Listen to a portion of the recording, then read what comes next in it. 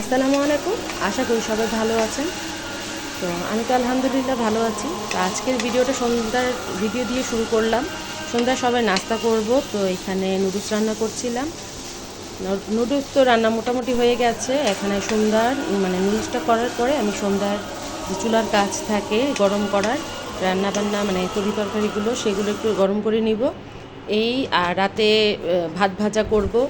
তো এই তো সন্ধ্যার নাস্তা হয়ে গেছে, নুডলস রান্না হয়ে গেছে। এখানে আমি যার যারটা দিয়ে দিচ্ছিলাম, আর এখানে আমি নিজেও খাচ্ছিলাম নুডলস। আর যে গরমের কাজগুলো করছিলাম, এখানে মিনি মাছ যে রান্না করেছিলাম সেটা গরম করে নিচ্ছি রাতের জন্য। আর এখন তো মোটামুটি অনেকটাই গরম পড়ে গেছে, তো তরকারিগুলো নষ্ট হয়ে যেতে পারে। তো আমি এখানে ডাল আর তরকারিটা গরম করে নিব, আর আমরা মা মেয়েরা ভাত ভাজা খাবো।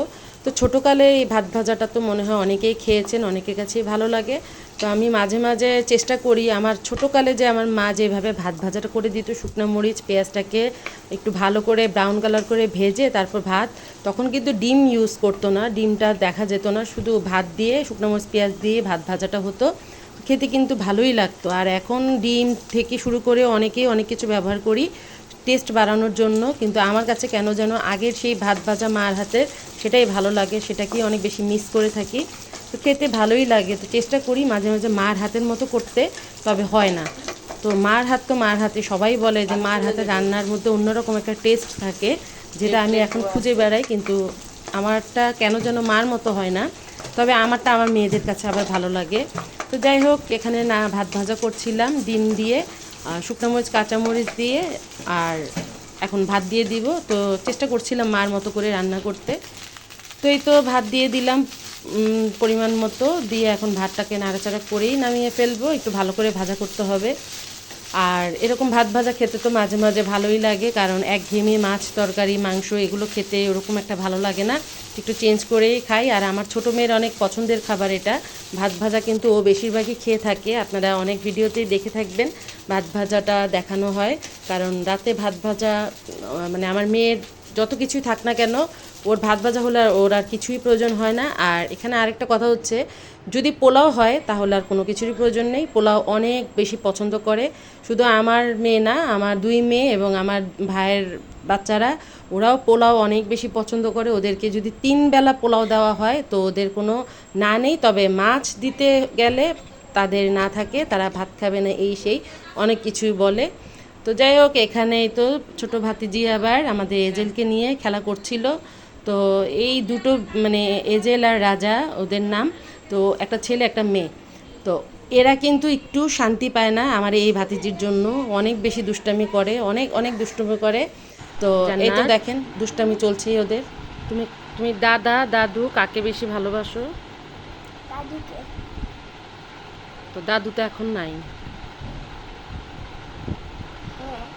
যখন ছিল তো দাদু তো তোমাকে বকা দিত, অনেক সময় মারতো, হ্যাঁ। তো খারাপ লাগতো না তোমার? হুম। আর দাদা, দাদাও তো। তখন আগে যখন দাদু ছিল তখনকার কথা বলো, যে তখন দাদা দাদু থাকলে দাদু যখন বকা দিত তখন কি দাদুরে বেশি ভালো লাগতো নাকি দাদারে? দাদু। আর দাদা, দাদা তো তোমার আদর করে, হ্যাঁ, দাদাকে। দাদুও তো আদর করতো। দুইজনই। বেশি মায়া লাগে কার জন্য, দাদুর জন্য না দাদার জন্য? দাদুর জন্য। যেদিন মারা গেল সেদিনের কথা কি তোমার মনে পড়ে? হ্যাঁ। কিভাবে মারা গেছে বলো তো? আমার তুমি তো সামনেই ছিলা, আমি তো পরে আসছি, তুমি তো সামনে ছিলা।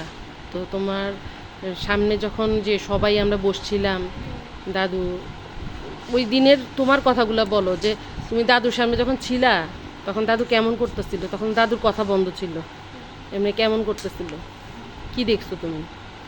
আমি দেখছি দাদু কিছু বলতে চাইতেছিল, বলতে পারছিল না। চোখ দিয়ে পানি পড়তেছিল। হুম। তুমি সামনে যাও নাই তখন? হ্যাঁ। দাদুর সাথে কথা বলছিলা? কিছু কিছু বলতেছিল না। কিছু বলে নাই, কিন্তু এমনি চোখ খোলা ছিল, আর কিছু খাওয়া দাওয়া করতো না। আর সামনে কে কে ছিল তখন? সামনে সবাই ছিল। দাদুর সামনে সবাই ছিল। সবাই কি?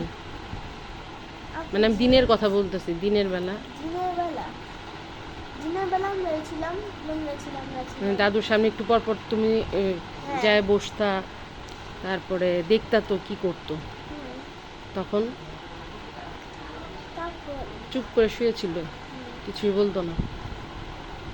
না বলতো, তখন বলতো। তো দাদুকে কি কখনো স্বপ্নে দেখো তুমি?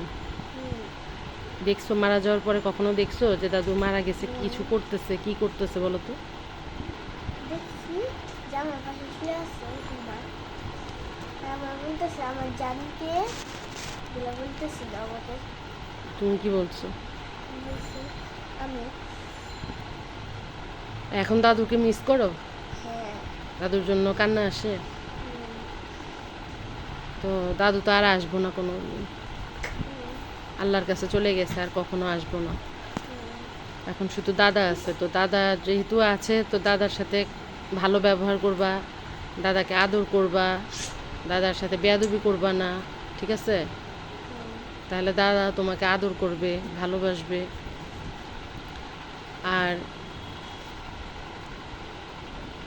এমনি দাদু তো থাকতে তোমার এটা ওইটা খাওয়ার জন্য বলতো,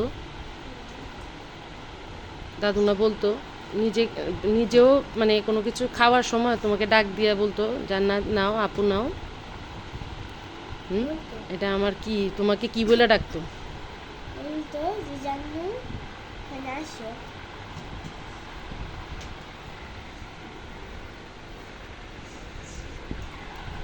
হ্যাঁ, তারপর তো এখন দাদু মারা যাওয়ার পরে স্বপ্নে দেখছিলে না? কয়বার দেখছিলে স্বপ্নে? দুইবার। দুইবার কি করতেছিল? দুইবার ওই যে একবার যে বললাম আমার কাছে শুয়েছিল, হুম, আরেকবার হচ্ছে মনে নাই? হুম, মনে নাই? না, আচ্ছা যাই হোক, দাদুর জন্য সবসময় দোয়া করবা, নামাজ পড়বা, দাদুর জন্য দোয়া করবা, দাদু যেন ভালো থাকে, আল্লাহ যেন দাদুকে জান্নাতবাসী করে, ঠিক আছে?